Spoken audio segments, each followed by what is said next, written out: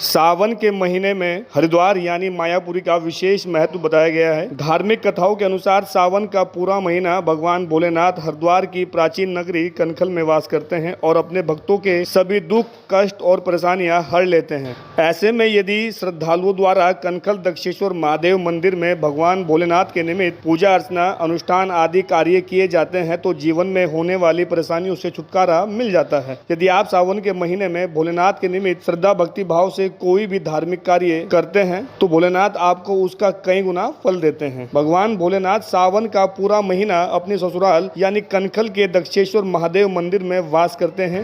इसकी जानकारी करने के लिए हमने दक्षेश्वर महादेव मंदिर के महंत विश्वेश्वर पुरी से बातचीत की। उन्होंने क्या कुछ कहा है, सुनिए।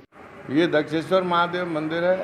दक्ष राजा दक्ष ब्रह्मा के मानस पुत्रों में सबसे बड़े थे। सती के साथ इसी भूमि पर, इसी जगह पे दक्षेश्वर महादेव मंदिर जहाँ स्थित है, इसी भूमि पर भगवान शिव और सती का विवाह हुआ था।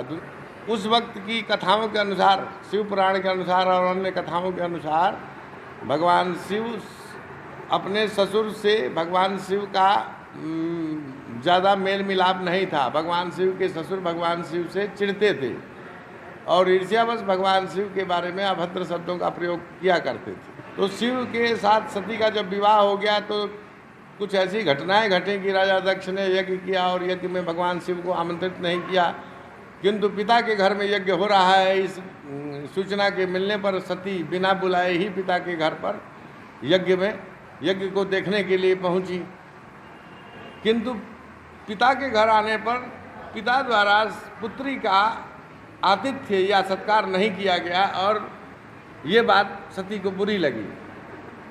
साथ में पिता ने यह भी शब्द सती से कहे कि तुम बिना बुलाए मेरे यहाँ पर क्यों आई हो, तुम चली जाओ यहाँ से, तुम भूत प्रेतों की पत्नी हो।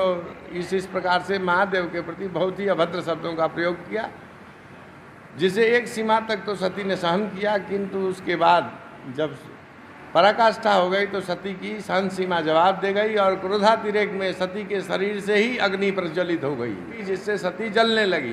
भगवान शिव ने आदेश दे दिया अपने गणों को कि राजा दक्ष का यज्ञ विध्वंस कर दो, और उनने आके राजा दक्ष का यज्ञ विध्वंस कर दिया। अंत में राजा दक्ष स्वयं युद्ध करने के लिए जब वीरभद्र से आए तो वीरभद्र ने राजा दक्ष की गर्दन काट दी और गर्दन काट के और हवन कुंड में डाल दी। जब राजा दक्ष की गर्दन काट दी गई और सिर को हवन कुंड में फेंक दिया गया तो धड़ भी अमर था।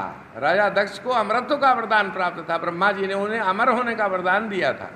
तो भोलेनाथ फिर यहाँ पर आए।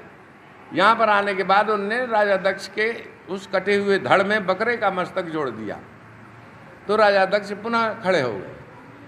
तब राजा दक्ष को ये महसूस हुआ कि शिव समान दाता नहीं विपद विदारनहार। इस कारण भगवान शिव के चरणों में राजा दक्ष शरणागत हो गए कि हे प्रभु दीनानाथ, हमसे बहुत बड़ी गलती हुई, हम आपको समझ नहीं पाए और आपको बहुत बुरा भला कहा। राजा दक्ष ने फिर भगवान शिव से स्तुति की, हे प्रभु आप अब इसके बाद यहाँ का कार्यभार स्वयं संभालें।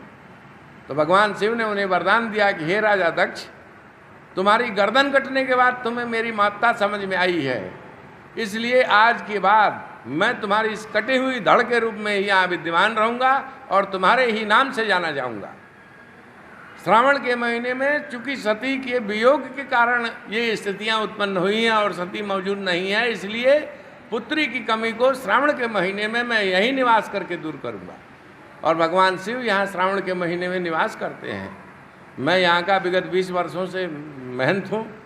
मैं भी ये महसूस करता हूँ कि श्रावण की पूरी व्यवस्था भगवान शिव ही चलाते हैं। शिव पुराण और प्राचीन कथाओं के अनुसार भगवान भोलेनाथ पूरा सावन का महीना हरिद्वार की प्राचीन नगरी कनखल में वास करते हैं। कथाओं के अनुसार कनखल में भगवान भोलेनाथ की ससुराल है।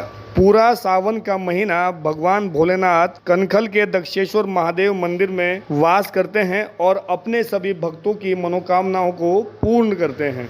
लोकल 18 के लिए ओम प्रयास, हरिद्वार।